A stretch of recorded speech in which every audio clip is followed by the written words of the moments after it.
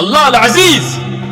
நபியை அல்லாஹ் பாதுகாத்தான் சௌரில், நபியை அல்லாஹ் பாதுகாத்தான் பத்ரில், இன்னும் ஏராளமான போர்க்களங்களில் அல்லாஹ் அவர்களை பாதுகாத்து எந்த மக்காவில் இருந்து பதுங்கி ஒதுங்கி சென்றார்களோ அதே நபியை வீரத்தோடும் அல்லாஹ்வுடைய பணிவோடும் மக்காவிற்கு மறுபடியும் அழைத்து வந்தால் ஆளக்கூடிய ஆட்சியாளராக.